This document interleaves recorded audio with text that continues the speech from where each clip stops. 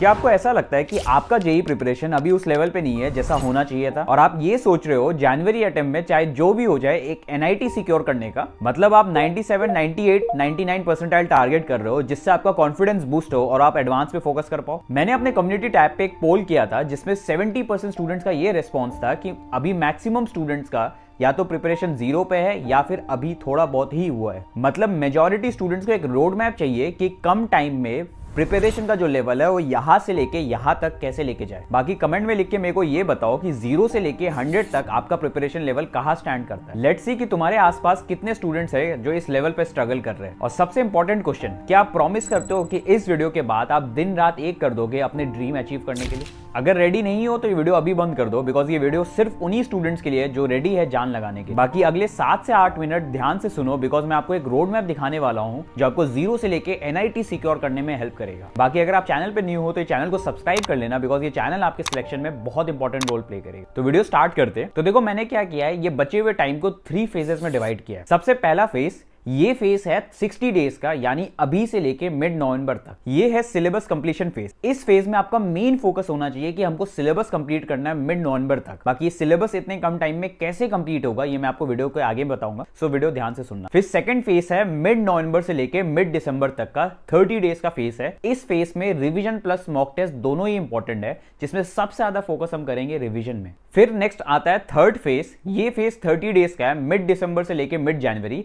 इस फेज में आपका 70% जो टाइम है वो जाएगा मॉक टेस्ट में, और बाकी 30% जो टाइम है वो रिवीजन और मॉक टेस्ट का एनालिसिस में जाएगा। बाकी एक पेन और पेपर उठा लो और जो भी चीज आपको इंपॉर्टेंट लग रहा है उसको नोट डाउन कर लेना, बिकॉज ये वीडियो जैसे ही कंप्लीट हो जाएगा मोस्ट ऑफ द थिंग्स आपके दिमाग से फिर निकल जाएगा और फिर ये आपके लिए रेलिवेंट नहीं रहेगी। इसलिए जो भी इंपॉर्टेंट चीज है उसको नोट डाउन कर लेना।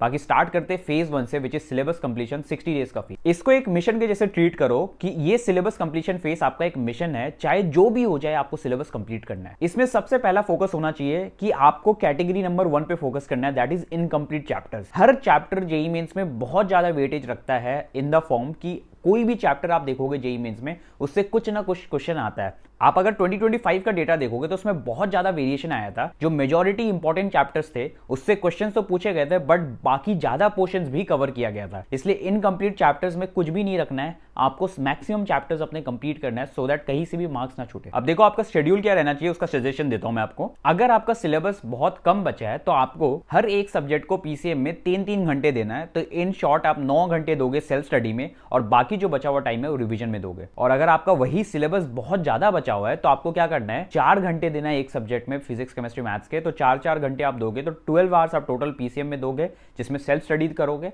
और बाकी टाइम आपको जो बचा हुआ टाइम है 1-2 घंटे जितना आप निकाल पा रहे हो वो आपको देना है रिवीजन। अब आते फेज 2 में, which is revision plus mock test, जो कि 30 डेज का होगा। रिवीजन फेज सबसे डिफिकल्ट फेज में से एक होता है, क्योंकि इसमें क्या होता है, बहुत सारे चैप्टर्स, स्पेशली जब आप 12th में हो, 11th के जो चैप्टर्स है वो आप भूल से जाते हो, क्योंकि बहुत टाइम से उसका रिवीजन नहीं हुआ होता है। तो वो ऑलमोस्ट ऐसा लगता है कि बिल्कुल पढ़ा हुआ नहीं है। इसलिए रिवीजन कहा जाता है कि आपके प्रिपरेशन फेज का सबसे डिफिकल्ट फेज में से एक है, जिसको अच्छे से करना बहुत इंपॉर्टेंट है। अब रिवीजन के लिए एक बहुत ही इफेक्टिव स्ट्रैटेजी है, which is day night strategy. इसमें क्या है कि आपका जब अर्ली मॉर्निंग का स्लॉट होता है आफ्टरनून तक, दैट इज डे में 6 घंटे का, उसमें क्या करना है, आपको थ्योरी रिवाइज कर लिया, फॉर्मूलास लिख लिया, शॉर्ट नोट्स बना लिया, एनसीईआरटी रीडिंग कर लिया।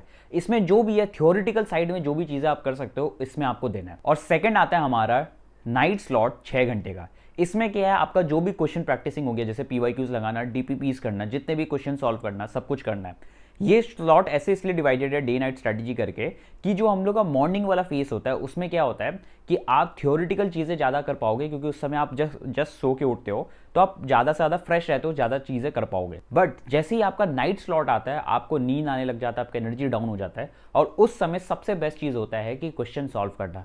मॉर्निंग के टाइम पे जब आप फ्रेश होते हो तो थ्योरी मैक्सिमम एब्जॉर्व होगी, और रात के टाइम पे आप क्वेश्चन प्रैक्टिसिंग अच्छे से कर पाओगे। आप पहले ये सवाल देखो, फिर ये, एंड देन ये मटेरियल है ultra premium short notes called flash cards and flash book, जो आप स्क्रीन पे देख रहे हो। हर टीचर स्टूडेंट को रिवीजन करने के लिए कहता है, लेकिन स्टूडेंट मैक्स टू मैक्स किसी भी एक चैप्टर को 3 से 4 बार ही रिवाइज कर पाता है, और इसी रीजन से वो एग्जाम में पैनिक करता है और क्योंकि वो रिकॉलिंग में बहुत टाइम लग जाता है जिससे उनका स्कोर भी बहुत ड्रॉप हो जाता है। फ्लैश कार्ड से आप डेली रिवाइज कर सकते हो, हर चैप्टर को 90 से 100 बार रिवीजन कर सकते हो एग्जाम से पहले, जिससे आप कोई भी कॉन्सेप्ट कभी नहीं भूलोगे और हर चैप्टर के कॉन्सेप्ट आपके सबकॉन्शियस माइंड में बैठ जाएंगे। केमिस्ट्री एस्पिरेंट्स के लिए फ्लैश कार्ड्स और भी बेनिफिशियल है क्योंकि ऑर्गेनिक इनऑर्गेनिक फिजिकल के रिएक्शंस फॉर्मूलाज कॉन्साइज फॉर्मेट में है, mechanism reagents exceptions mnemonics and tricks के साथ, periodic trends hybridization bond angle diagrams के साथ, isomerism coordination biomolecule scripts format में है। फिजिक्स एस्पिरेंट्स के लिए फ्लैश कार्ड्स और भी बेनिफिशियल है क्योंकि सारे इंपॉर्टेंट फॉर्मुलाज एक जगह है, कॉन्सेप्ट्स डायग्राम्स और शॉर्ट नोट्स के फॉर्म पे प्रीवियस ईयर ट्रेंड वाले टॉपिक हाईलाइट किए हुए और रोटेशन डायनामिक एसआई यूनिट के ट्रिक्स एंड शॉर्टकट्स है। मैथ्स में फॉर्मुलाज एंड थ्योरम्स कंपाइल्ड है, standard tricks and identity structured way में है, limits differentiation integration probability step wise mnemonics में है, प्रीवियस ईयर ट्रेंड वाले हाई स्कोरिंग टॉपिक्स हाईलाइटेड है। बाकी ये फ्लैश कार्ड्स का लिंक मैंने डिस्क्रिप्शन में ऐड कर दिया, वहां से जाके आप ले सकते हो। अब फेज 3 है mock plus PYQs plus mistake analysis 30 days का, जिसमें आप रिवीजन भी करो। देखो थर्ड फेज में आप एंटर करोगे रिवीजन और मॉक पेपर्स करने के बाद, ये सबसे लास्ट फेज है जिसमें आप सबसे अच्छे तरीके से मॉक पेपर्स दोगे। देखो इस टाइम तक आपका मैक्सिमम रिवीजन हो गया होगा, बट इस फेज में भी आप रिवीजन ही करोगे। कैसे? जब भी आप मॉक पेपर्स दोगे आप बहुत सारी गलतियां करोगे, और जब गलतियां करोगे तो आप क्या करोगे, मिस्टेक्स को रेक्टिफाई करने के लिए आप अपने टॉपिक्स देखोगे, गलतियां एनालाइज करोगे और उसमें भी आप रिवीजन ही करोगे। तो ये फेज आपके लिए बहुत इंपॉर्टेंट है। इसमें सबसे ज़्यादा आपको फोकस करना है मॉक टेस्ट देना, पीवाईक्यूज करना और उसका एनालिसिस करने में। तो आपको इस फेज में क्या करना है, हर दिन 3 घंटे का मॉक पेपर्स देना है। इस मॉक पेपर देने के बाद आपको क्या करना है, इसका एनालिसिस करना है, जिसमें आपको अपने से क्वेश्चन पूछना है कि इसमें क्या सिली मिस्टेक हुआ, वीक एरियाज कौन सा है, और इसी को रेक्टिफाई करते हुए आपको क्या करना है, जो भी वीक एरियाज है उसके ज़्यादा क्वेश्चंस लगाने हैं, जहाँ पे सिली मिस्टेक्स हुआ उसको फिर समझना है क्यों सिली मिस्टेक हुआ, और फिर उसके बेसिस में क्वेश्चंस लगाने हैं, जिससे आपके अपने वीक एरियाज को स्ट्रॉन्ग कर पाओगे। बाकी ये एक ऐसा फेज है जिसमें आपको कोई भी सब्जेक्ट फिजिक्स केमिस्ट्री मैथ्स में कोई भी वीक है तो आप उसके लिए एक्स्ट्रा टाइम निकाल सकते हो, 1 घंटे 2 घंटे निकाल सकते हो इस फेज में, और उसको टाइम दे सकते हो, उसको स्ट्रॉन्ग कर सकते हो। बाकी मेंस के केस में फिजिक्स केमिस्ट्री मैथ तीनों को इक्वली करना इंपॉर्टेंट है। ये मत समझना कि फिजिक्स केमिस्ट्री अच्छे से कर लेते, मैथ्स में 10-20 मार्क्स 30 मार्क्स का कर लेंगे, ऐसे नहीं होता है। तीनों इंपॉर्टेंट है, तभी जाके आप एक डिसेंट परसेंटाइल, अच्छा परसेंटाइल स्कोर कर सकते। अब देखो यार, ये जो भी मैंने आपको स्ट्रैटेजी बताया या फिर मैं कहूँ रोड मैप, इसको आपको देखना बहुत इजी टास्क है, इसमें देखने में कोई रॉकेट साइंस नहीं था, बट जब आप इसको एग्जीक्यूट करोगे वो आपके प्रिपरेशन का सबसे टफ पार्ट है। अगर आप इन तीनों फेज को प्रॉपर्ली एग्जीक्यूट कर ले तो अपना फाइनल पॉलिश तक पहुंच जाते हो, जिसमें मॉक टेस्ट दोगे, काइंड ऑफ रिवीजन करोगे, पीवाईक्यू प्रैक्टिस करोगे, तो वो आपके लिए गोल्ड माइन हो जाएगा। आप अपने रिवीजन में, अपने जो प्रिपरेशन फेज में बहुत आगे निकल जाओगे। बट मेरे को पता है कि बहुत सारे बच्चे हैं फेज 2 तक पहुंच पाएंगे, और बहुत सारे ऐसे भी बच्चे होंगे वो ओनली फेज 1 ही कंप्लीट कर पाएंगे, और बहुत तो ऐसे होंगे जिनका फेज 1 फेज 2 फेज 3 कुछ भी नहीं हुआ होगा, कुछ परसेंट सिलेबस करके ही पेपर देने चल जाएंगे। बाकी यार आपको अपने से एक क्वेश्चन पूछना है कि अगर आज मेरे को मेंस का पेपर दिलाने बैठा दे तो आपको कितने नंबर तक आप स्कोर कर सकते हो। ये चीज़ अपने दिमाग में मेंटली प्रिपेयर करो कि आप मेंस के लिए कितना प्रिपेयर हो रहे हो। कमेंट में भी बताना अगर आप आज मेंस का पेपर दे रहे हो तो कितने नंबर तक स्कोर कर सकते हो। बाकी यार लास्ट का टाइम है, सब कुछ अच्छे से फॉलो करो, जो भी बताया है फॉलो करो। बाकी व्हाट्सअप चैनल पे मैंने ऑलरेडी अपने मटेरियल्स अपलोड कर दिए, जेई के जितने भी मटेरियल्स है वहाँ से जाके आप डाउनलोड कर सकते हो। कुछ भी प्रॉब्लम है तो आप मेरे से लिख सकते हो कमेंट्स में, मैं सारे कमेंट्स का रिप्लाई करूँगा।